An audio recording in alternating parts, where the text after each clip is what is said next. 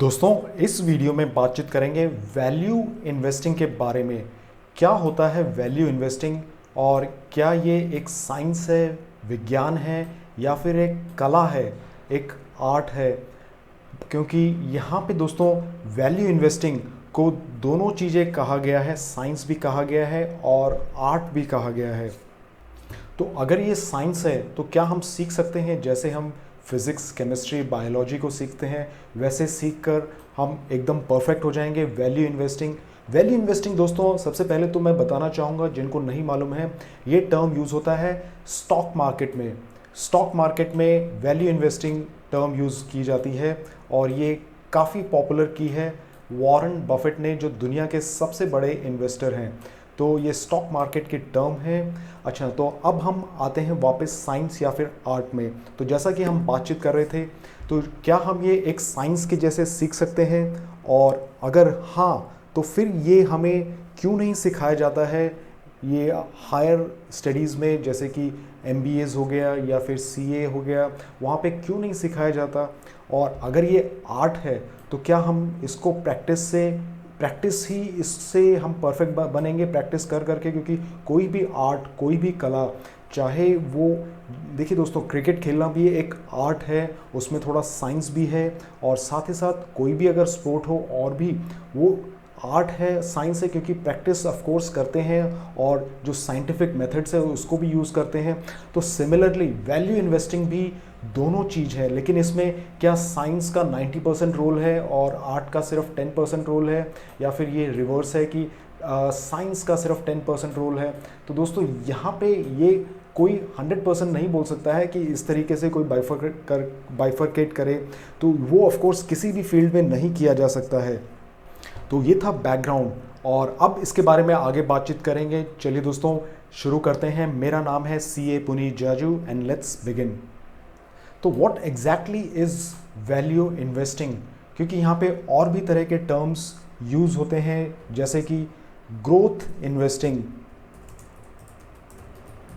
फिर होता है कि साइक्लिकल स्टॉक्स जो होते हैं वो भी, उसको भी किया जाता है ना, सिक्लिकल या साइक्लिकल इन्वेस्टिंग।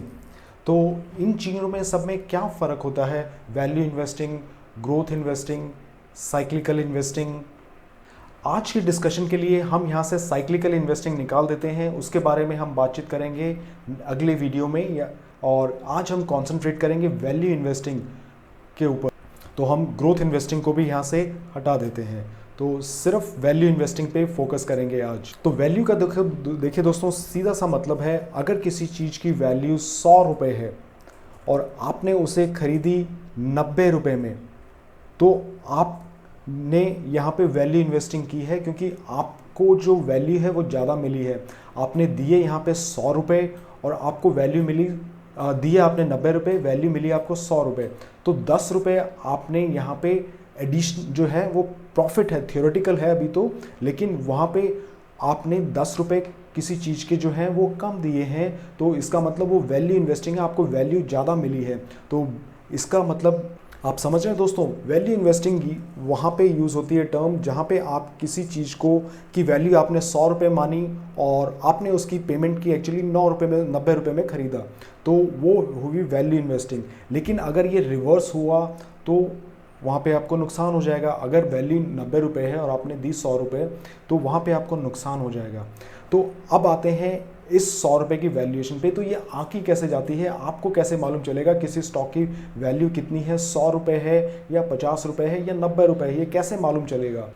जी हाँ दोस्तों, यहाँ पे आपको साइंस और आर्ट दोनों का ही इस्तेमाल करना पड़ेगा।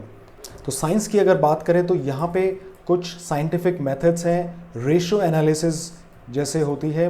तो रेशियो एनालिसिस में कुछ इंपॉर्टेंट रेशियोज़ हैं स्टॉक मार्केट से रिलेटेड, उन पे अगर कॉन्सेंट्रेट करें, जैसे कि रिटर्न ऑन कैपिटल एम्प्लॉयड हो गया, रिटर्न ऑन इक्विटी हो गया, अर्निंग पर शेयर हो गया, और अब अगर डिविडेंड यील्ड में अगर कॉन्सेंट्रेट करें तो डिविडेंड यील्ड भी एक वैल्यू इन्वेस्टिंग का एक, हालांकि बहुत इंपॉर्टेंट पार्ट नहीं, लेकिन फिर भी एक इम्पॉर्टेंट पार्ट है डिविडेंड यील्ड। कुछ लोग बुक वैल्यू पे भी काफ़ी स्ट्रेस करते हैं, तो ये भी, इस पे भी आप नज़र डाल सकते हैं। बुक वैल्यू ये भी काफ़ी इम्पॉर्टेंट होती है ओवरऑल बेसिस पे। और फिर आप देखेंगे कि प्रोमोटर्स की होल्डिंग, हालांकि ये आपको धीरे धीरे समझ में आएगा प्रमोटर की होल्डिंग का मतलब कम से क्या होता है, ज़्यादा से, क्योंकि अच्छी कंपनीज़ में कम होल्डिंग भी हो सकती है। फॉर एग्जांपल टाटा ग्रुप में या फिर अगर आप देखें और भी जो कंपनीज़ हैं जहाँ पे अच्छी मैनेजमेंट क्वालिटी होने के बावजूद भी प्रमोटर होल्डिंग कम है, तो ये थोड़ा सा धीरे धीरे, तो यहाँ पे आर्ट जो है, जो चीज़ धीरे धीरे आप समझेंगे उसे आर्ट बोला जाएगा, क्योंकि यहाँ पे देर इज़ नो डेफिनेशन की प्रमोटर होल्डिंग की ये इतनी ही अच्छी होनी, इतनी परसेंटेज है तो अच्छी होगी। तो अब ये सब जो चीज़ें हैं, return on capital employed, return on equity, तो ये आपको मालूम कैसे चलेंगी। देखिए इस पे मैंने आपको वीडियो बनाए थे कि वेबसाइट्स हैं, उनसे आप सारा डेटा ले सकते हैं। अब फॉर एग्जांपल screener.in एक वेबसाइट है, www.screener.in एक वेबसाइट है, वहाँ से आप डेटा ले सकते हैं कंपनीज़ का, हर कंपनी का इंडिविजुअल डेटा वहाँ पे अवेलेबल है। ये देखिए फॉर एग्जांपल दीपक नाइट्रेट का है, आप अगर चाहें तो यहाँ से HDFC बैंक का भी ले सकते हैं, आपने सिलेक्ट किया तो आपको सारा डेटा मिल जाएगा। तो फिर बात वही आती है कि मालूम कैसे चलेगा किसी स्टॉक की वैल्यू कितनी है। तो ये एक आर्ट है। जब ये सारे आप साइंटिफिक मेथड्स जो हैं अपना लेंगे, रेशियो एनालिसिस कर लेंगे, आप technical analysis, dividend yield, book value, ये सब देख लेंगे, तो उसके बाद जो लास्ट का मोस्ट इम्पॉर्टेंट हिस्सा बचता है वो है आर्ट। वो एक आर्ट है कि आप कैसे डिफाइन करते हैं किसी की वैल्यू, क्योंकि हर एक एनालिस्ट हर स्टॉक की वैल्यू जो है अलग अलग आंकेगा। क्योंकि अगर आप इन्फोसिस का अगर मान लीजिए एनालिसिस कर रहे हैं और वहाँ पे 10 एनालिस्ट को आप दें, तो 10 एनालिस्ट अलग अलग वैल्यूएशन उसकी लगाएंगे, क्योंकि ये एक आर्ट है और आर्ट में आपको अपना डिस्क्रिशन, अपना जजमेंट भी लगाना पड़ेगा। और इसीलिए वैल्यू इन्वेस्टिंग को science as well as art दोनों चीज़ें बोली जाती हैं। अब सवाल आता है दोस्तों, how can I learn this art.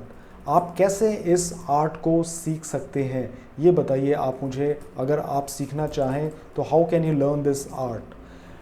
तो यहाँ पे प्रैक्टिस डेफिनेटली चाहिए, एक्सपीरियंस चाहिए, और ये धीरे धीरे आएगा, इसमें कोई शक नहीं है। क्योंकि अगर आप कोई स्पोर्ट में भी महारत हासिल करना चाहें, क्रिकेट, फुटबॉल या कोई भी और स्पोर्ट हो, तो वहाँ पे आपको प्रैक्टिस चाहिए होती है। सिमिलरली इस मार्केट, स्टॉक मार्केट में भी आपको प्रैक्टिस चाहिए होती है।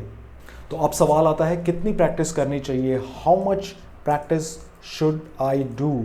ये एक बहुत इम्पॉर्टेंट सवाल है, क्योंकि देखिए कुछ लोग के पास इतना टाइम नहीं होता है कि वो ये प्रैक्टिस कर पाएँ, और कुछ लोग थोड़ा ज़्यादा टाइम निकाल सकते हैं। तो अब ये आपके ऊपर भी डिपेंड करता है कि आप जो हैं कितना टाइम दे पाते हैं और आपको सही गाइडेंस मिल पाती है या नहीं। तो गाइडेंस के लिए आप बिल्कुल सही चैनल पे आए हैं। मैंने बहुत सारे वीडियोस अपलोड किए हैं, उनको आप देखकर काफ़ी अच्छा एक अपना स्टार्ट बना सकते हैं, और उसके थ्रू आप देखिए धीरे धीरे प्रैक्टिस करेंगे तो आप एक अच्छा स्ट्रॉन्ग सॉलिड फंडामेंटल बेस बना लेंगे। लेकिन प्रैक्टिस डेफिनेटली आपको ही करनी है, और टाइम जो है वो आपको ही देना है। आप चाहें तो कोई कोर्स भी ज्वाइन कर सकते हैं। कोर्सेज आजकल बहुत ज़्यादा महंगे नहीं हैं। एक कोर्स मैंने भी आपके लिए अपलोड किया है, बहुत ही सस्ता सा कोर्स है, लिंक मैंने वीडियो के डिस्क्रिप्शन में दिया है। और नहीं तो आप चाहें तो यहाँ पे जो इस चैनल पे सारे वीडियोस देख सकते हैं, उससे भी काफ़ी आपको स्ट्रॉन्ग अंडरस्टैंडिंग मिलेगी वैल्यू इन्वेस्टिंग के बारे में। और ये काफ़ी इंपॉर्टेंट टॉपिक हो जाता है अगर आप इन्वेस्टिंग में अपना करियर बनाना चाहते हैं, स्टॉक मार्केट में पैसा कमाना चाहते हैं। तो thank you friends for watching this video को लाइक करें, शेयर करें, इस चैनल को जरूर सब्सक्राइब करें, and I will see you again next time in another video.